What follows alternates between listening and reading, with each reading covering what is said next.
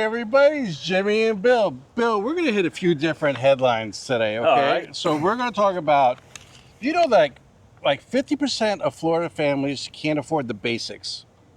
They just can't afford it. Mm-hmm. And we're going to talk about that. Okay. So Florida families struggling to survive. Condo reform and fallout. Financial chaos. They're trying to do some condo reform. Yep. You heard about that, right? Yeah, They're yeah. trying to do, what is it, credit lines? You know, let the condo associations do credit lines for their budgets. Some insurance companies are demanding a 31% premium spike hike in Florida. That's so weird because you see the headlines that go, we got an increase coming, and then you see another headline that says decrease is approved. It's I don't like know, but that's what we're going to talk about. Yeah. All right, real world consequences. Who's paying the price? And we'll talk about who's paying the price for that. What's the state of Florida doing about it? We're going to talk about that also. And what can you do right now to help yourselves out? So we have a lot to cover, a lot of different subjects. I decided to, on this video, we're going to mix it up. And you didn't tell me about it. And I didn't tell you about it. We're talking about a few different subjects. All right, so let's start with Florida families struggling to survive. Yep. In the meantime, if you like this kind of content, consider subscribing. And if you need a real estate agent anywhere in the United States, my phone number is below. You can text me, call me, and there's a link below. Click on it, and we'll hook you up. Or if you need a home inspector anywhere in Tampa Bay. And don't forget to subscribe. All right. 47% of Florida households earn more than the poverty line, which you think is good. But, you know, it's 47%. That's pretty low, I think, you know. But not enough to cover essentials like housing, food, health care, and child care, and taxes. Tax savings. Like, think about it. A lot of people here are on fixed incomes. They're retirees. Right. Yep. Especially in condos, which we're going to talk about condos. So if you're collecting Social Security, but your insurance jumps 33%, or your property taxes jump like 1,000, like my property taxes jump dramatically. If I was on a fixed income, I'd be like, uh-oh. What do you think of that? Yeah, I mean, that's kind of what we're talking about with all of these different articles is what's being done about it and what can you do about it. It's a fact of the way we live. We've had some, I mean, and look at this. It's not just Florida. This is around the country too with insurance. Well, obviously, we're really high, but there's other places around the country that have the same insurance issues because of losses and California, various the different wildfires things. and stuff like that. Well, there's many other But people places. are actually selling their houses because they just can't afford it anymore. People that live in their houses for a very long time. Right, because if you get taxed out of it, and we're kind of, I don't want to jump ahead with what the states are hoping to potentially do, but at least the state, Florida, recognizes that there is an issue. Okay, survival budget. Okay, ranges from $33,800 for a single person to $86,700 for a family of four, with childcare, and that's from MoneyWise.com. And everybody says, "Oh, $87,000 for a family of four." That's not bad, but that's tight. That's tight for four. That would be tight just for me and Tanya. Well, okay. Well, with property taxes, you probably wouldn't be able to get, All right, we'll leave it there. Good, let's just leave it. Bad example. Monroe County tops the chart. Single adults need $45,948, and family needs $106,680 to just make it. Right, the average family needs $106,000. That's from Reddit.com. All right, senior fastest growing, fixed income living, paycheck to paycheck. Like we just talked about that. That is a really, really big concern. I mean, what do you think the solution is for that? For which one? The senior living? Yeah, somebody's on a budget and they're in a house. At the end of the day, this is, you have to try to plan ahead. I mean, but if you're already here, how do you plan? Obviously, we all know taxes and insurance are going to go up, but how did you know that your insurance was going to go from $2,000 a year or $1,500 a year up to $4,000 a year? How did you expect that your taxes were going to go from $2,000 a year up to $6,000 a year? Things like that. Those are the things that are hurting people. And more so, with the condos. I'm trying not to talk about the condos, but we're going to have to talk about We're the going to condos. have to talk about the condos because seniors, like I had a condo, so I figured when I retired, I'll go into a condo. So if I want to go on vacation, I can just lock one door and leave. Right, but that's where now, because of certain statutes, which we do need, but we don't need things that are going to be a detriment, which is where the state has now recognized that and is trying to fix it. But with what I'm trying to get to is that the condo fees have gone up. So obviously your insurance is lower because it's a condo and it's a commune place, but your association fees can be through the roof on these things.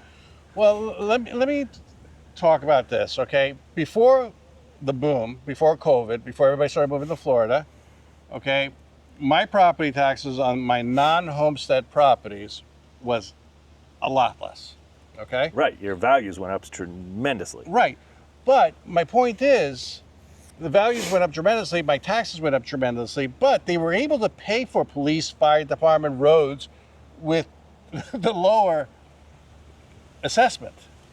So why are they increasing the taxes so dramatically that they know people can't afford it? But this is where the round robin comes in. This is why they're starting to come up with different ways to do things. For instance, which we might be jumping ahead, but we might as well get there because we're here. Yeah. Okay. So where the state of Florida was talking about, well, they say the headline grabber for everybody is no tax, no property taxes. Yeah. That's not the case. It's going to be more on properties. They're not going to tax you on your homesteaded property as heavily, is what it's boiling down to. When you really dig in and start reading it, which it's super preliminary right now, but that's what they're talking about. Not everybody's not going to have taxes. If you've paid off you've listened to DeSantis say this. If you've paid off your house, he said the same things. He's echoing some of the stuff that you've said on this channel a year ago, where you feel like you're trapped because you never really own your house because you're paying taxes. So he's like, he goes, why we have the surplus in money because the way it's been managed. Mm-hmm. Why not try to do something about it? And that's a good thing. So hopefully this will all pan out and come to fruition, which would be great. All right, so we're in Pinellas County, where we are right now. The average family of four needs $108,000 just to break even. Okay, that's an 8% jump from pretty much 2 years ago. Right, and that doesn't matter if it's rental or homeowner. It's just that's flat out. Child care cost is oh my God! It's like averages $9,000 a year. 32% increase for a single parent income. That's 32%. So basically, maybe a third of their income will go to child care. Right, which is insane. I hear it from friends that have kids and younger kids that the child, it's hard. So like when both parents go back to work, they have to decide, right?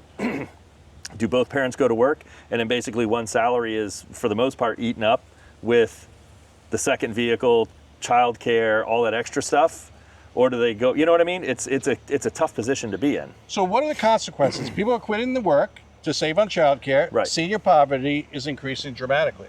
Well, that's a whole different conversation but too. Listen, nothing for nothing, and God bless them. I go to Publix, which is our supermarket here, and I see seniors that at my age, if I'm their age, I would hope that I'm someplace relaxing and not bagging groceries. Nothing wrong with it, I think. Well, and you got to remember too, sometimes people, they want to go out and work. There's people that work up until, in their 80s because they don't want to sit at home. Right, and I agree with that. Yeah. And I agree with that. But there was one person at the supermarket I was talking to. We went out and we were emptying out the cart. He says, I'll take the cart. I said, oh, you enjoy working here? He goes, yeah. He goes, I need it. He told me straight up. Yeah, a lot of people do. There's a lot of people that need that income, but I think there's more people that need the income than there are that don't need it. So more people are calling 211, whatever, it's for SNAP, Medicaid, and, and all that stuff. All right, so it's bad. But let's talk about condo reform and financial chaos, okay? Tell us a little bit about the condo market. Well, obviously, so what happened is the condo market was pretty neutral prior to COVID. Then everybody started buying houses during COVID.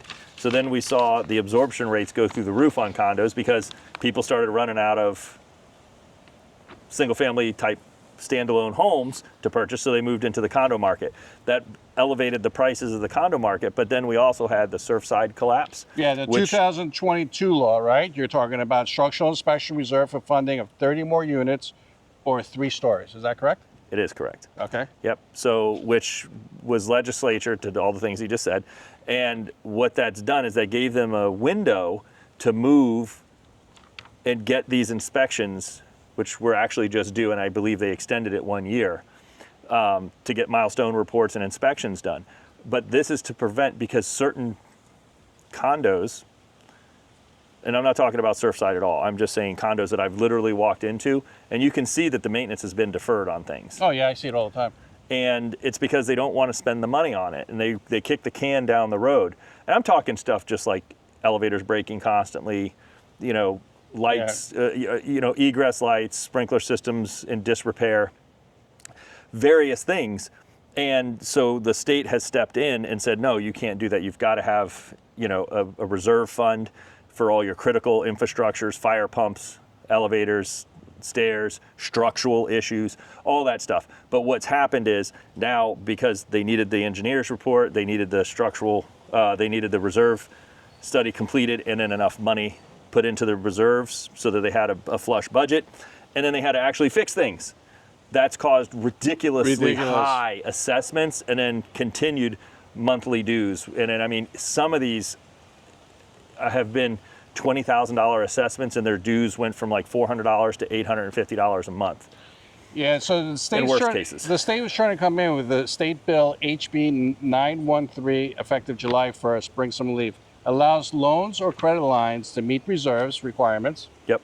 All right, so that's the thing.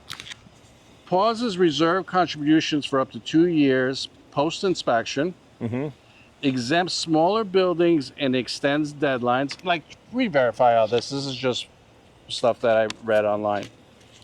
Critics say the bill doesn't solve soaring insurance costs remains. No. It's true. It doesn't. It has nothing to do with insurance. Owners want targeted grants, tax credits, and phased timelines. That's what they want. Well, they've kind of had a phased timeline if you think about it, 5 years. And the things that they had to repair were critical things that they had to repair. And unfortunately, some of this stuff's expensive. Well, Sarasota Magazine, they said that costs has doubled in a year for insurance and reserves. It was the perfect storm. Yeah. In Broward County, they were talking about, verify this is what I read, the apartments were blacklisted by Fannie Mae, slowing sales and devaluing properties. I don't know if that's true, I've heard that. But that's what I heard. Yeah, confirm it. But I've heard that where, the condos have to be on the approved list for purchasing, right? You have to buy it. You have to go through there's this thing called the condo questionnaire that gets sent out, and it answers all these milestone reports, various different things, because the lender is protecting themselves. Once the condo is on the list, they're on the list. And then they don't necessarily have to redo the condo questionnaire. So if you're the first person to purchase a home on a condo that's not on that particular bank's list, then you've got to foot the bill for that. DeSantis said that they're going to try to enhance this bill to make it better. Yeah. Okay, but let's go down to the insurance, because they brought it up. The insurance demand 31% premium. Okay, true. A Tampa-based insurer founded in 2021 requests a 31% hike, adds $1,357 per year to homeowners insurance. It's ridiculous. And that was from insurancebusinessmag.com. Okay. The city's reinsurance costs inflation past unpricing say actual justified hike could be as much as 60%.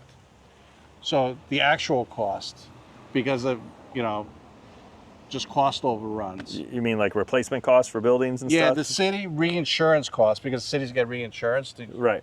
So, it's a bad thing, when it comes to this insurance, and I don't see any relief in sight.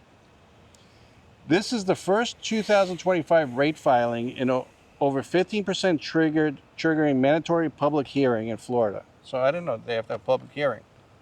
Yeah, but they're going to do what they want to do anyway. All right.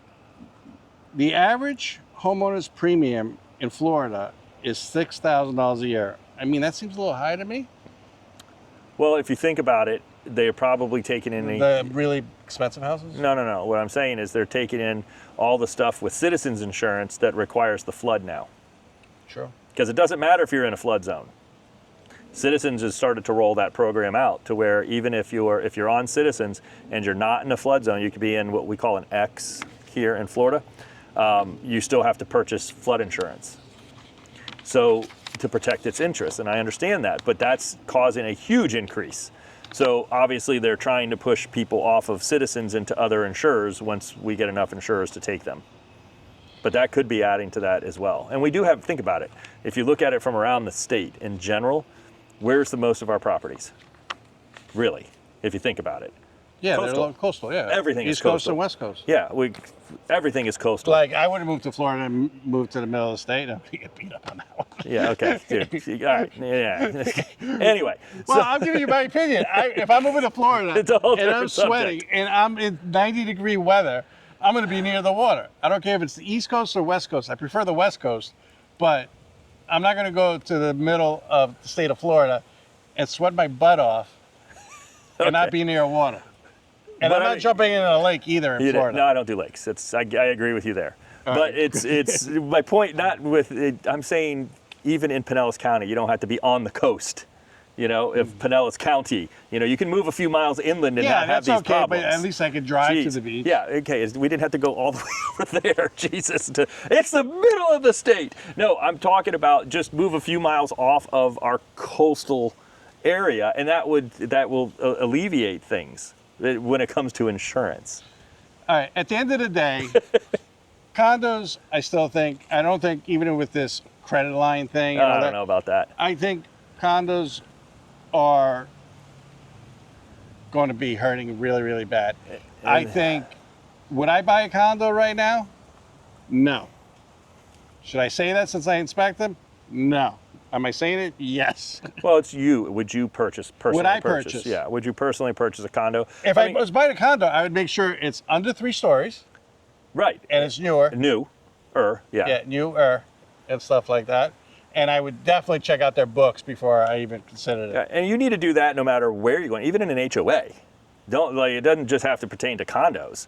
Look at just a standalone HOA. You need to check their books out Okay. because there could be some big issues coming up. I wouldn't buy a ranch on coastal properties in a flood zone. No. I would not buy that. All right. I would be very, very cautious, pretty much. In Florida, before I even say, okay, you know what, I want to go look at this house, I would check the flood map. What do you think is the biggest piece of advice you give somebody that's looking for a house? What's the first thing they should look at? Insurance. That's the first thing? Yeah. They need to understand. I just had a consultation today with some buyers that were coming into our state, and they have no idea about how it is here in Florida. So we went over the basics. Understand when you're shopping for a house that what our insurance is like here. That's a constant shock. People don't understand. So we look at insurance and the flood zones and understand what that means and where they're at. And a flood zone doesn't necessarily have to mean that they're on the coast. We have flood zones. Florida's pretty much flat. Look at Sarasota. They got flooded because of rain, and they weren't even in a flood zone. Exactly. So we have to look at different things in the different flood zones and try to stay away from those if possible. And then we have different flood zones that have different tolerances. So it's just one of those things that if you find the house, no big deal. That's why we have good quality insurance partners that we can call up and get ballpark ideas in the early stages of shopping for houses. Yeah, if I was looking for a house, before I even picked an area, I would look at the flood maps. Because you can't really call an insurance company and say, hey, how much is insurance? They're going to want to know the house or the location because they have the house and location. So yeah, but I'm saying before you even have a house and a location, you're new, you just got into Florida. Okay, I want to move to Florida. I want to move to Pasco or Pinellas, where we are. What's the first thing to do? Is go to the flood maps and look where all the flood areas are and eliminate those areas. That's what I would do first. Yeah. Unless it's on a stilt house. We could do a whole video on that. We could, but that would be the first thing I would do. What would be the first thing you would do? It depends on it. Would be educate the customer. That's my job, is to educate them so they understand what they're looking for. I find out what their tolerances are to certain things, and then I give them the advice, and then they tell me. Because I have plenty of people who go, I don't care. I don't care. I don't care. And they want to move because they want to live on the water. Yeah, they don't care until there's 4 feet or 5 feet of But water. that's not, what am I've told them, right? How many millions of people live on the coast, on the water in Florida? So that tells me people still buy those houses. But think about it. Every year, do you want to mentally say, okay, oh my God. Millions of people say that's okay. Okay, hurricane season starting. Oh my God, oh my God, oh my God. Cross my fingers, you know? But millions of people cross their fingers every time we have hurricane season. Millions. Because they want to live on the water in Florida. Listen, my advice is before you buy anywhere in Florida, look at the flood maps, okay? And there's a lot of other things. You're right, we should do another video. If you're moving to Florida, what's the first things you should look at? We'll do a video on that. Yeah, it'd be a good video. In the meantime, like always, consider subscribing. It really helps out the channel. Remember, if you need any help with anything, just let us know. And watch this video right here. We picked it out just for you. It's a great video, and we'll talk to you on the next one. Thanks for watching. See you on the next video.